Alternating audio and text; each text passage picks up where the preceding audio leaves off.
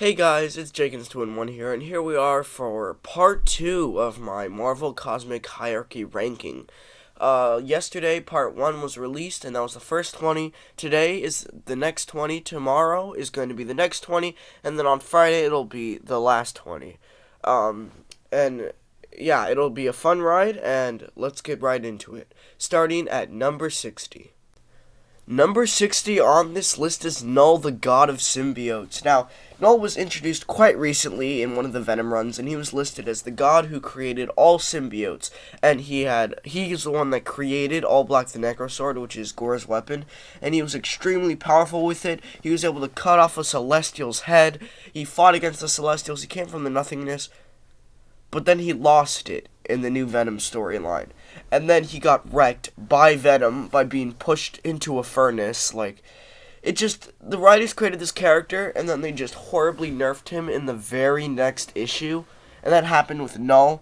So, All Black the Necrosword was really the source of where all his great feats came from. So I decided to place him right next to Gore, who finished off yesterday's list. So that's why Null sits here, starting off today's. So that's why Null stands right here at number 60.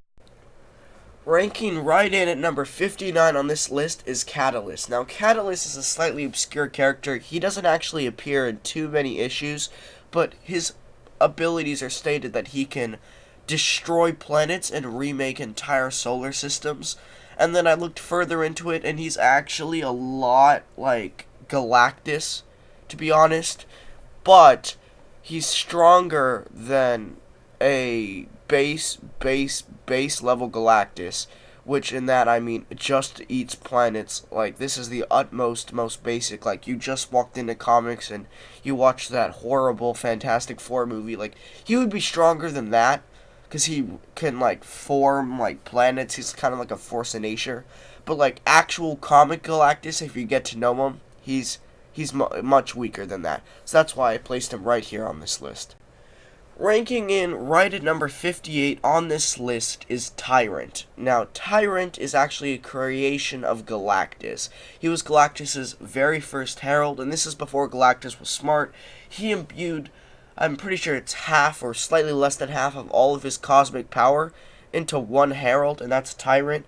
And Tyrant kind of doesn't care about life. Like, I know if you have watched some of the cartoons, like Silver Surfer's the one that's kind of guiding Galactus. Galactus does actually care about life. He doesn't want to just mindlessly destroy planets.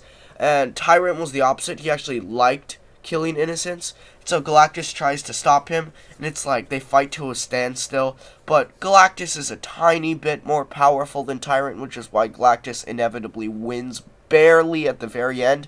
And that's why Tyrant is placed right here on this list, on the top of the beings who are slightly less powerful than Galactus. Ranking right in at number 57 is Galactus when he's hungry, and Galacta. If you didn't know, Galacta is Galactus's daughter in another universe. Yeah, that's pretty much it. She's weaker than Galactus, but Galactus stated that she is almost as powerful as he is in one of the storylines.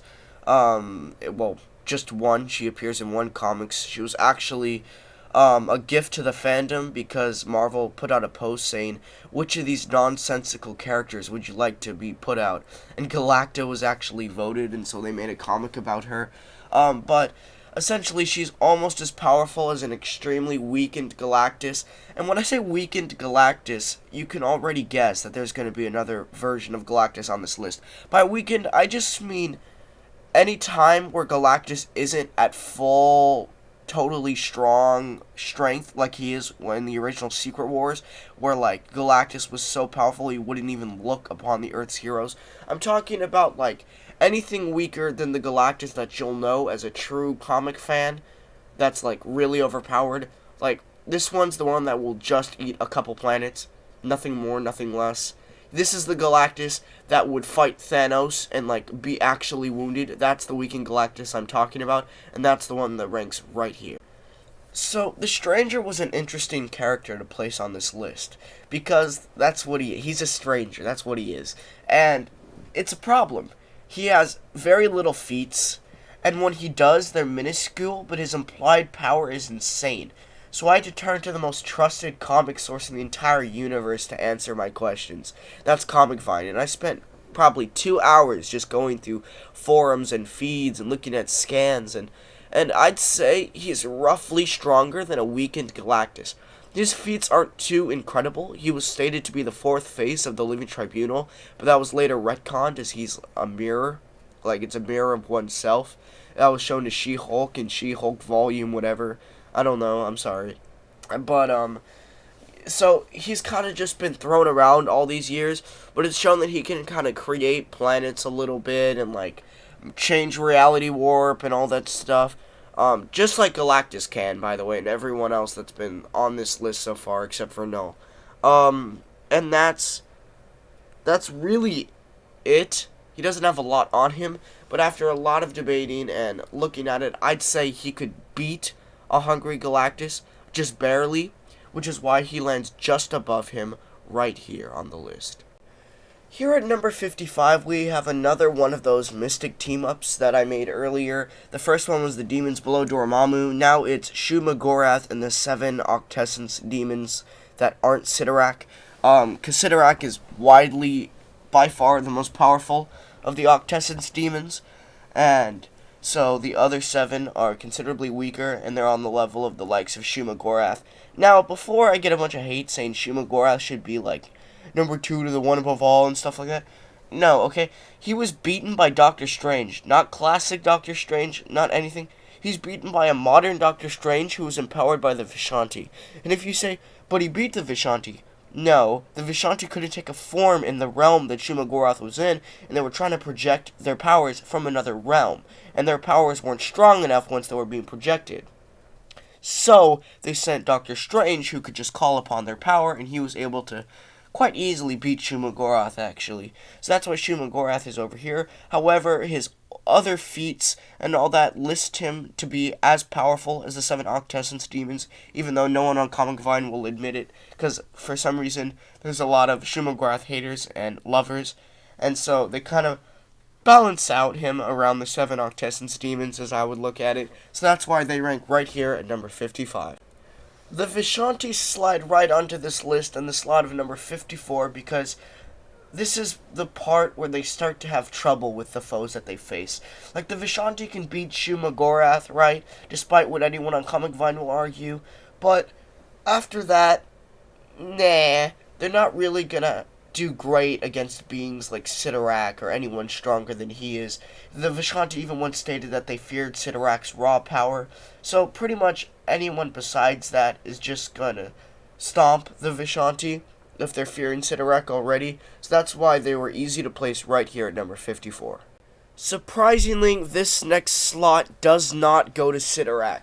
Now, the reason for this, I have 3 reasons, and it's called, there's 3 members of the Vishanti. The first one, Agamotto, could barely handle fighting Dormammu.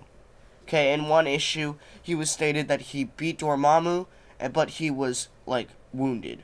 And so that would say, let's say that 2 Dormammus can beat 1 Agamotto.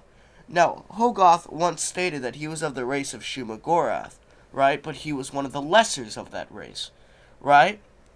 So let's state that 1 Shuma-Gorath, okay, can beat 1...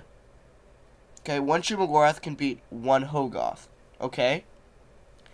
Okay, and then let's say that Ashtar is an Elder God, but she's one of the last 3, and she stated that, like, 1/4 of her power went to Agamotto, because Agamotto is actually what spawned from one of the teardrops of Ashtar, and Ashtar once stated that was 1/4 of her power.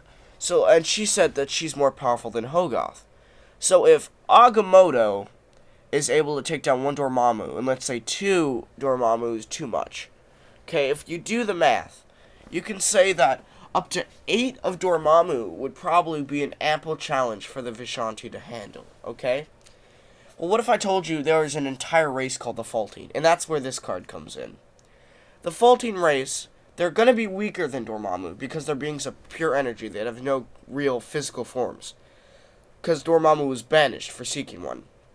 But they're so powerful that they were able to banish likes of Dormammu. So their entire race, they're just very powerful. So I think that if a group of them banded together, they could beat the Vishanti. However, they could not beat Sidorak. And I'll get into that in a minute. But right now, that is why the faulting rank here at number 53. Finally, Sidorak comes onto this list as number 52. Now, the reason why he comes in at number 52. Last time we established that the faulting could likely beat the Vishanti. However, beings like Dormammu and Mephisto invoke Sidorak for power. Like, you know Doctor Strange, he's just a human dude. But he invokes the Vishanti to become extremely powerful. Dormammu is already a celestial being. He is already a faulting. But to become more powerful, he invokes Sidorak. And that just says leagues about how powerful Sidorak is.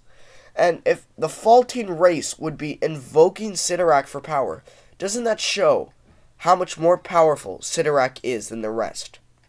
So that's why Sidorak comes right in here at number 52.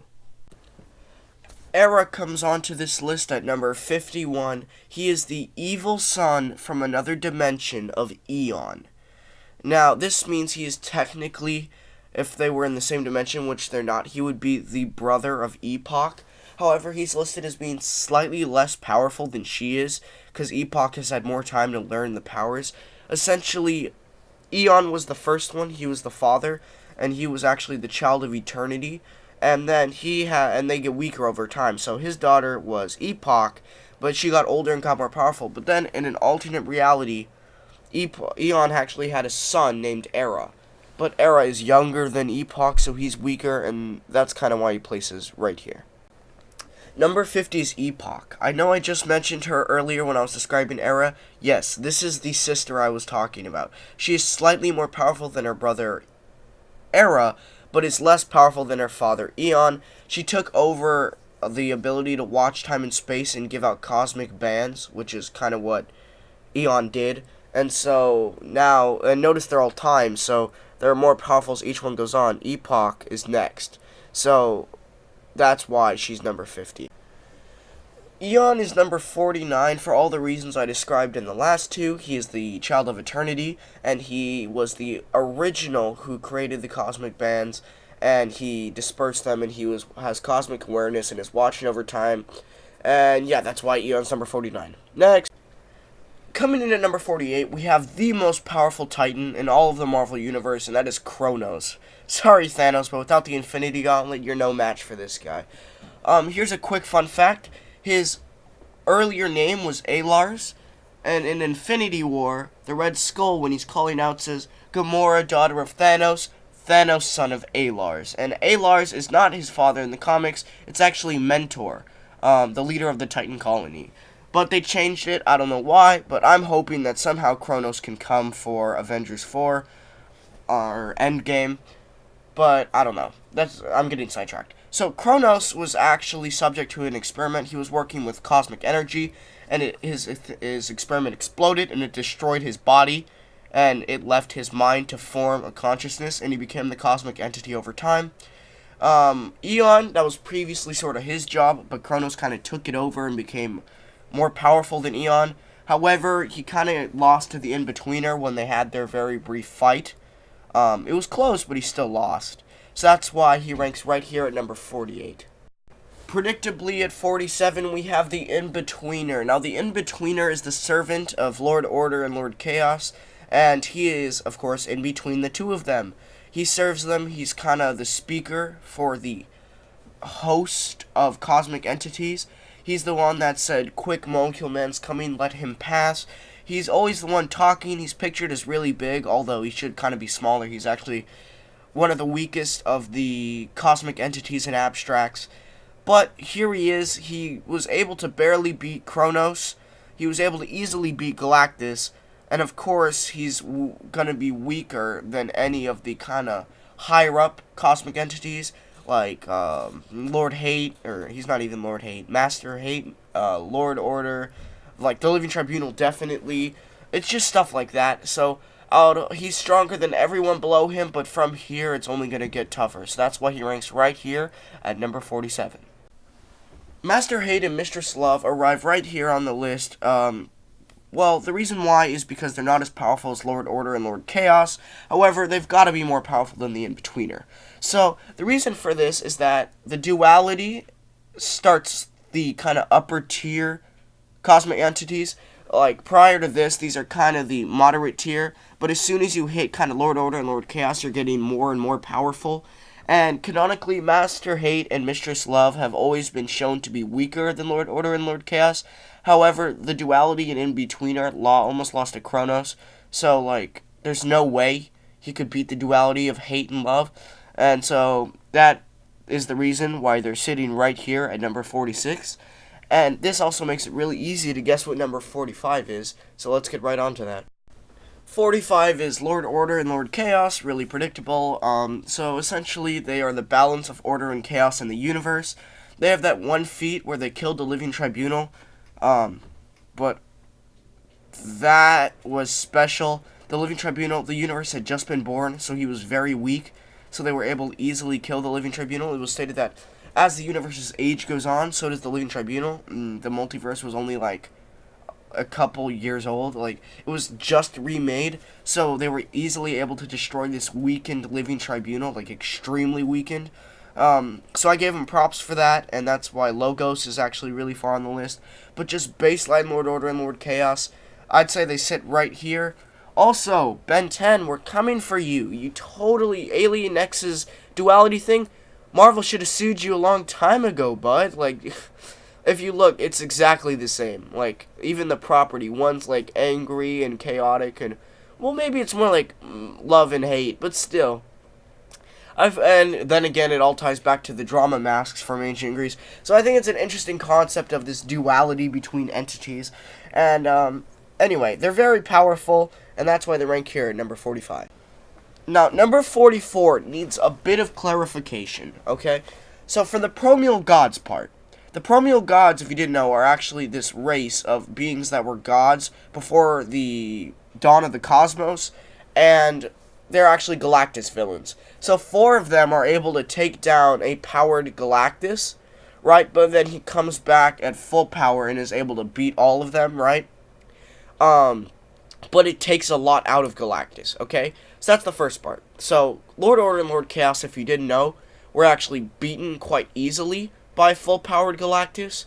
So that makes the Promeal Gods slightly more powerful than baseline Lord Order and Lord Chaos. And for the Matthew Malloy part, this is going to be the trickier part to convince you. But if you look at the feats of the Promeal Gods, just their powers, what they're able to do, the destruction they're able to cause on a planetary scale, the time manipulation, all that different stuff, it's near the exact same power set and range of Matthew Malloy, the most powerful mutant ever. Now, I know this is going to be a really hard sell. And by the way, Matthew Malloy's not the most powerful. Just because they state that he is, doesn't mean he is. You don't have to take everything at face value. But Matthew Malloy's destruction of a 5-kilometer field of just accidentally turning, and Matthew Malloy doesn't know how to use his powers. If he was trained, he could literally be as powerful as... this is a full power, Matthew Malloy. He could be as powerful as the Promeal Gods. And I know, I debated this hard and hard. And if you want more reasoning, I can explain, but this section's already getting a little long. Essentially, their reality warping and destructive capabilities are essentially the same. I'm not saying he's as powerful as all of them, but I'm saying he's as powerful as one of the Promeal Gods. Essentially, if he was, he could ascend and be on the level of the Promeal Gods. And that's why I placed them here together. At number 43, one of the most intriguing and interesting characters on the list, yes, one of my favorites in all of the Ultimate Comic Run, is the Lifebringer Galactus. Now, Lifebringer Galactus was caused when the Ultimates realized that Galactus was actually broken. He was meant to be something greater, so they were able to force a weakened Galactus back into the machine that turned him into Galactus, and they turned it on full power, and they allowed the full transformation to happen. And he turned into Lifebringer Galactus. And this Lifebringer Galactus is the one that was able to tank Lord Order and Lord Chaos in their own dimension. That's crazy. He compared to normal Galactus, I'd say he's easily 100 times more powerful. Easy. He's great. I love the character. What they did with his arc, it's awesome. He looks so cool. That's not skewing my judgment. That's just a little bit of insight. Full power Galactus is what I'd like to call him. He is strong enough to beat the Promeo gods easily. And he easily tanked Lord Order and Lord Chaos in their own dimension. It's just stuff like that. He's extremely powerful, and that's the reason why he's right here at number 43. At number 42, we have Franklin Richards. Now, I'm actually surprised by this. I thought he'd be lower, but I was looking at some of his feats, and he's crazy powerful. He's a big-scale reality warper. Well, first, Franklin Richards is actually the son of Reed Richards and Susan Storm. He was affected by the Cosmic Control Rod by Annihilus that enhanced his powers that would have already manifested as the son of two great superpowered individuals, and it made him a big-scale reality warper. He, as a kid, he was able to fire real bullets out of fake guns. He was able to create mini-universes in his hands. Just insane stuff like that. However, it was revealed later that at his full power as an adult, he was able to do things like say, "To me, my Galactus," and completely control Galactus. Galactus was his herald. And that just speaks leagues of how powerful he is. And the Celestials regard him as their equal and all that different stuff. He's one of the most powerful humans to ever be.